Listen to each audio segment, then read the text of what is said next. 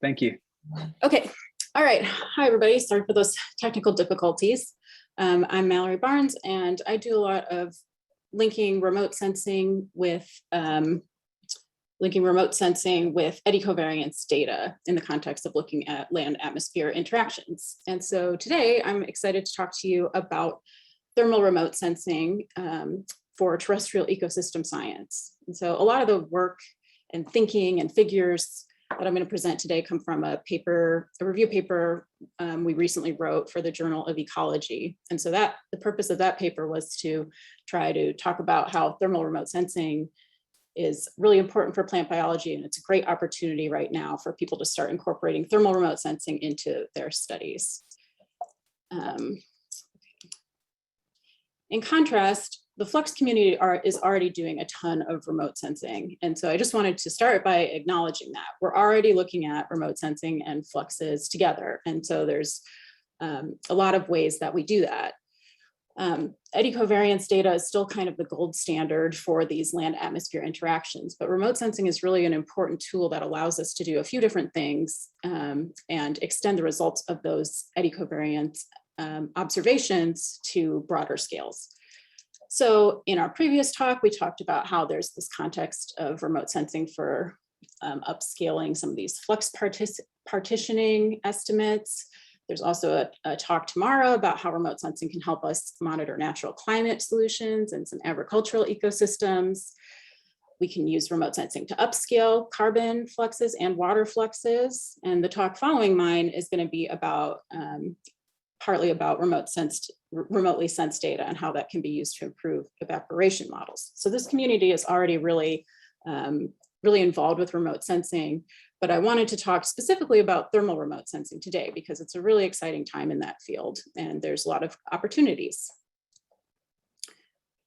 So when we think about thermal remote sensing, what I'm talking about is remote sensing in the thermal infrared. So that's generally 8 to 14 micrometers. So that's much longer wavelength than the typical wavelengths that are used to look at things like NDVI and some of the more like greenest-based indices you might be more familiar with.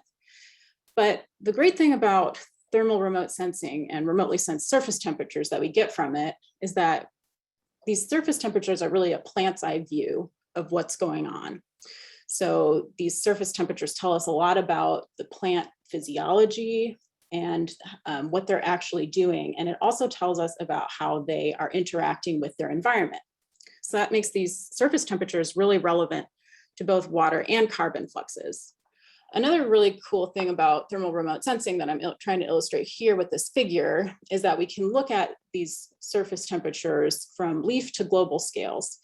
And not only that, but these surface temperatures can help us move between scales as well. And I'll talk about a couple examples of that in a little bit.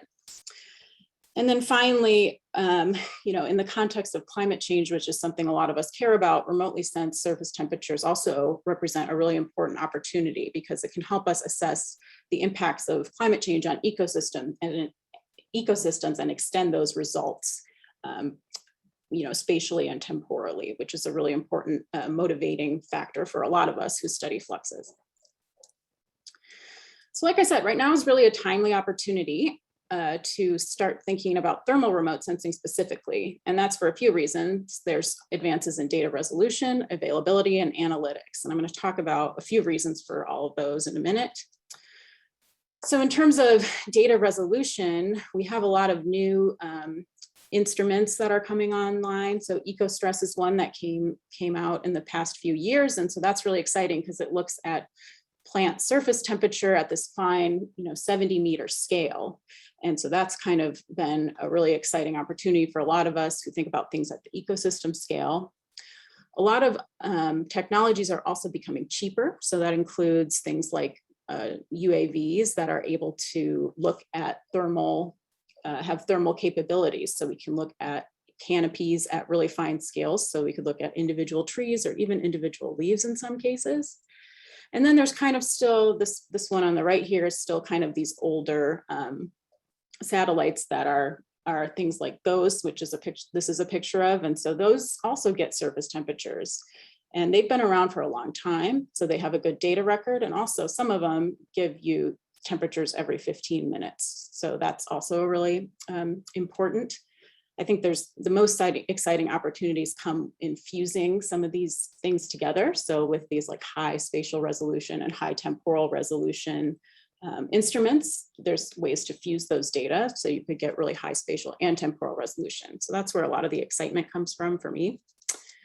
As far as data availability, there's a lot of great tools that have come out recently, including NASA Appears, which some of you might be familiar with. And one of the things that allows you to do is for your Flux site, for example, you can plug in your lat long and you can pull out the time series of EcoStress data or all other kinds of data, remotely sensed data for your site. And so that makes it a lot easier for people to start looking at remote sensing data if they haven't before.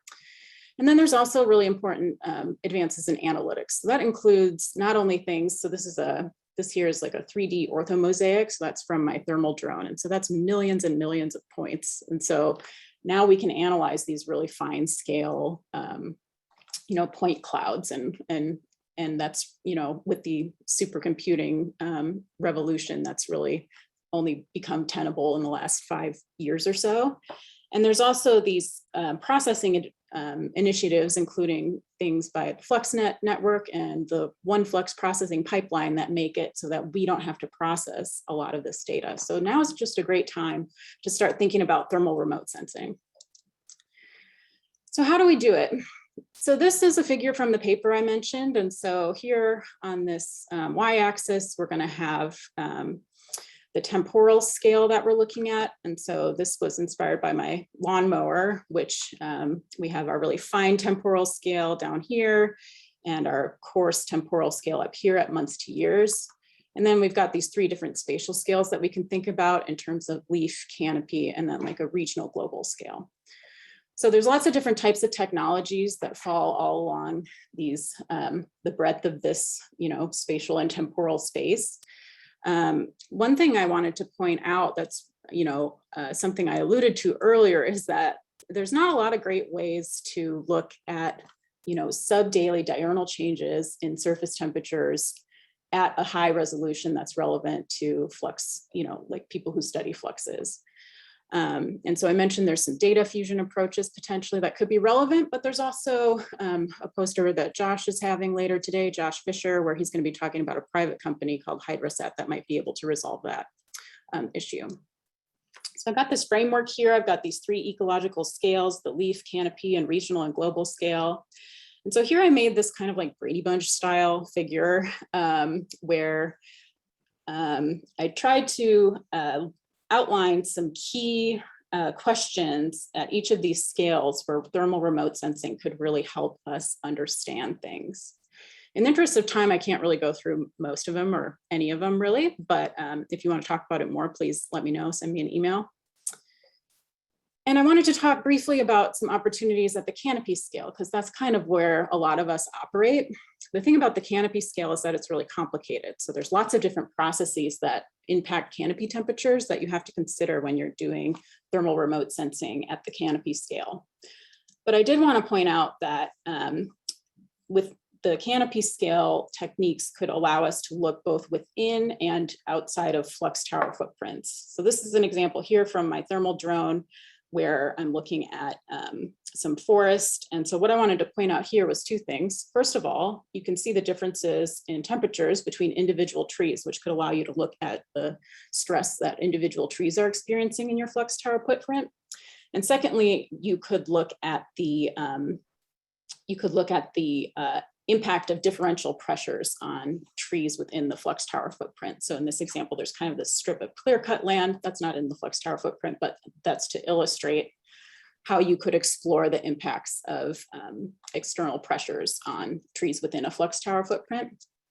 Mallory, just a 1 minute warning. Thanks. Beyond the flux tower footprint, we can look at canopy stress at these kind of over larger areas, but still at really fine scale. So this is some imagery from EcoStress, which I mentioned earlier.